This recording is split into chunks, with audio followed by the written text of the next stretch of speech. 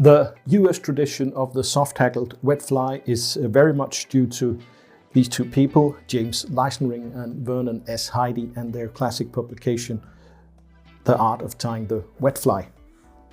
So let's have a look at how to tie one of their flies. I'm going to start with a length of tying thread that I put into this special tool, and I'll show you what it's all about later. There we are. And now I'll attach the same tying thread to the hook. The tail is hackle fibers from a Dun Hackle, Blue Dun Hackle. Now Leisenring does say 2 or 3, and I hope he'll forgive me that I use just a few more.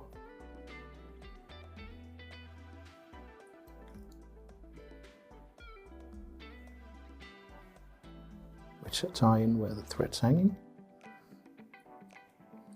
Tie them down all the way along the hook shank.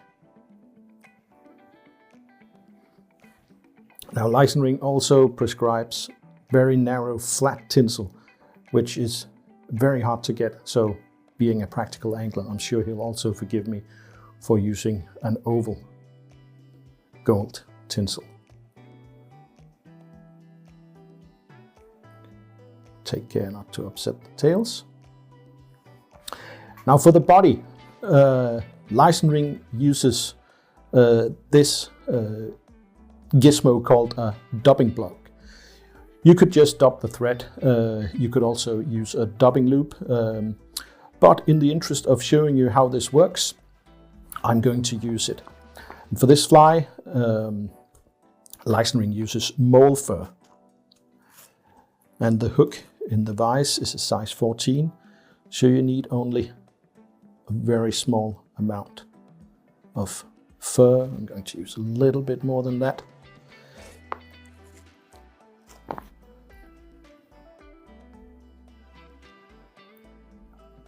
Now Leisenring also wants the color of the thread to be seen through the dubbing, so the amount of dubbing is very sparse, and I'm actually going to use this needle and my scissors to spread it out, because mole fur is so fine that it will stick to my fingers.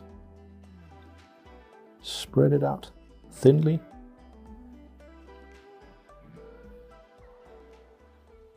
Like that.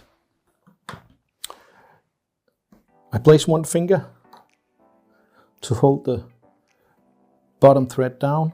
I lift off and place this one on top, still keeping them trapped. And now just with my fingers, I start twisting very carefully, just until the fur is trapped. I can start spinning to really secure the fibers in what is essentially a dubbing loop. Leisenring would make several of these and store them on a piece of cardboard with slots in it, but I'm of course going to use this one directly, so I just hold it in place with my hackle plier to prevent it from unspinning. I lift it up directly under my tying thread, secure it with a few tight turns and just cut off. And now, still in my hackle pliers, I move the thread up, and now I come forward with this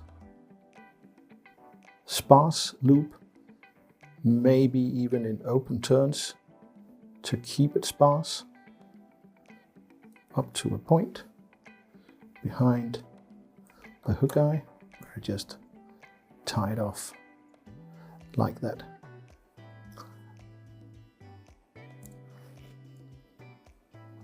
And this is where Leisenring and Heidi would have used a flat tinsel, I'm going to use this oval gold.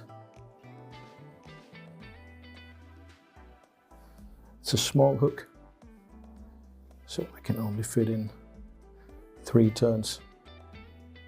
I don't want it to dominate too much. The hackle is this light grayish brown hen hackle. Leisenring says Blue Dun, but these colors are very, very hard to define, and as long as it's not too dark, I think it's okay. And once it's wound, you really won't be able to see the difference.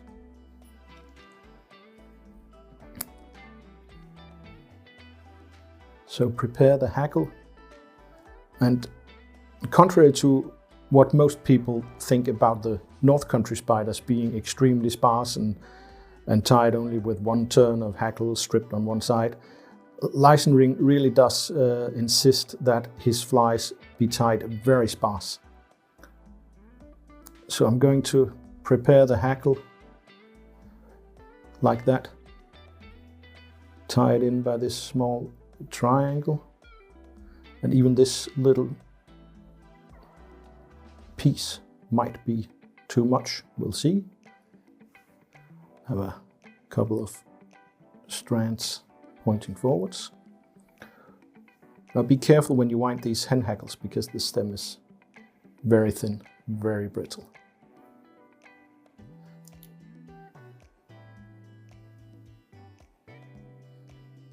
Just carefully. It's 1 turn, 2 turns, and that's actually what I prepared. Looks good. A bit of luck there. A few turns, and I have to find the stem. Away with that. Pull back any fibres that's pointing forwards, form a head. I have 1 fibre there that keeps hating on me. Just tie that down and cut it off.